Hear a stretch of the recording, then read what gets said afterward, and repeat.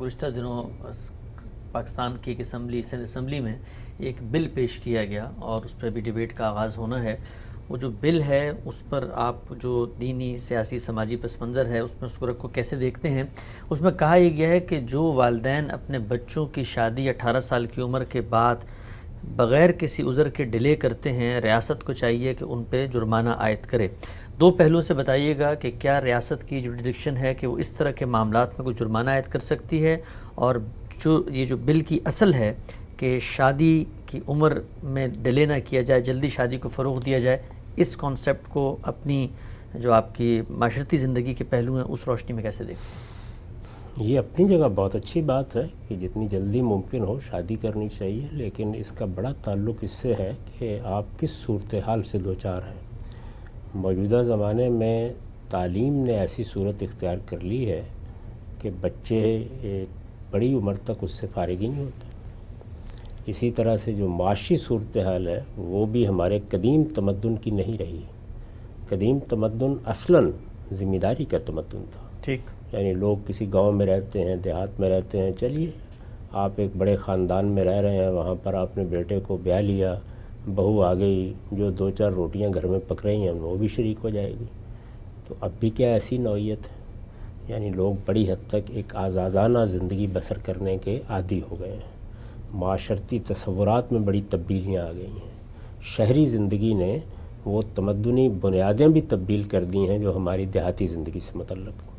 میں نے دیہاتی زندگی کو بھی دیکھا ہے اور جو قدیم روایات تھیں انہی میں آنکھ کھولی ہے تو مجھے معلوم ہے کہ اس میں کتنی تبدیلیاں آ گئی ہیں. اب خاندان کو نہ اس طریقے سے دیکھا جاتا ہے، نہ والدین اس طریقے سے اولاد سے متعلق رہے ہیں. تو اس میں جو تغیرات اور تبدیلیاں آئی ہیں ان کو سامنے رکھ کر آپ کیسے اس طرح کی قانون سازی کر سکتے ہیں؟ ہمارا طریقہ ایسے معاملات میں یہ ہونا چاہیے کہ ہم لوگوں کو نصیحت کریں، ترغیب دیں. اسلام نے اس میں بڑا خوبصورت توازن پیدا کیا ہے. یعنی حکومت کے معاملے میں بھی ایک نہایت متوازن طریقہ اختیار کیا ہے اور معاملات کو دو حصوں میں تقسیم کر دیا ہے. وہ چیزیں جو گناہ کی نوعیت کی ہیں یا غلطی کی نوعیت کی ہیں یا تدبیری خرابی ہے یا عمومی معاشرتی اصلاح سے متعلق ہیں، ان میں تلقین کا، تعلیم کا، تربیت کا طریقہ اختیار کرنا چاہیے. اور پھر بار بار ان چیزوں کی نصیحت کے لیے بھی ہر ہفتے ایک دن مقرر کر دیا کہ جمعہ کے دن ایک اجتماع ہو جس میں لوگ آئیں اور مسلمانوں کے حکمران یا ان کا کوئی نمائندہ آ کر وہاں خطبہ دے، لوگوں کو تلقین کرے، نصیحت کرے. اس میں جو اسلوب اختیار کیا گیا ہے اور حکم جن الفاظ میں دیا گیا ہے اس کو بھی دیکھیے، اس میں کتنی بلاغت ہے. یعنی اسے امر بالمعروف اور نہی عن المنکر قرار دیا گیا ہے. وہ چیزیں جو سوسائٹی میں بری سمجھی جاتی ہیں، جو انسان جانتا ہے کہ بری ہیں، جن میں کسی بحث کی ضرورت نہیں ہے، جن میں کسی مذہب کا حوالہ دینے کی ضرورت نہیں ہے، انسانی ضمیر، انسانی فطرت، ان کی طرف توجہ دلائی جائے تو تسلیم کر لیتی ہے کہ یہ برائی ہیں. ایسے ہی بہت سی چیزیں ہیں کہ جو دنیا بھر میں تمام تمدنوں میں بھلائی سمجھی جاتی ہیں، تو قرآن نے معروف کی اصطلاح استعمال کی اور اس کے مقابل میں منکر کی. تو اس کی آپ تلقین کریں. تو یہ تلقین میں بھی کرتا ہوں، آپ بھی کرتے ہیں، اہل علم بھی کرتے ہیں، خاندان کے لوگ بھی کرتے ہیں. آپ کی برادری میں بعض اچھے لوگ ہوں تو وہ بھی اس جانب توجہ دلاتے ہیں، ماں باپ بھی کرتے ہیں، اولاد بعض اوقات ماں باپ کو کرتی ہے. اور اسی طرح سے حکمرانوں پر بھی ذمہ داری ڈالی گئی ہے کہ وہ جمعہ کے دن اس کا اہتمام کریں. وہ چیز جب جرم بن جائے یعنی سوسائٹی کے خلاف، اس وقت البتہ آپ قانون کی طاقت استعمال کرتے ہیں. یعنی کوئی تدبیر، کوئی طریقہ اب لوگوں کے لیے جان، مال، آبرو کے خلاف زیادتی کا باعث بن رہا ہے یا حق تلفی کا باعث بن رہا ہے. تو کیا والدین کے اوپر یہ ذمہ داری ڈالی گئی ہے کہ وہ اپنے بچوں کی شادی کریں گے؟ یعنی والدین تو جب بچہ بالغ ہو جاتا ہے تو مشورہ دیں گے، رائے دیں گے اس کو. اچھی بات ہے کہ وہ اپنی طرف سے خرچ کر کے اپنے بچوں کی شادی کر دیں. یہ بھی بہت اچھی بات ہے کہ سوسائٹی میں بحیثیت مجموعی یہ روایت ہو کہ جلد شادی کرنی ہے. یہ اس سے بھی اچھی بات ہوگی کہ ہم اپنے تمدنی تقاضوں کو اس طرح سے بہتر کریں کہ جس میں یہ نوبت نہ آئے. لیکن ان ساری چیزوں کو آپ نظر انداز کر دیں اور بس یہ کہیں کہ جرمانہ کر دیا جائے، تو یہ سوسائٹی کو، سوسائٹی کے حالات کو، ان میں پیدا ہونے والے عوامل کو سمجھے بغیر ایک قانون سازی ہے. اس سے کوئی حاصل نہیں ہوتا.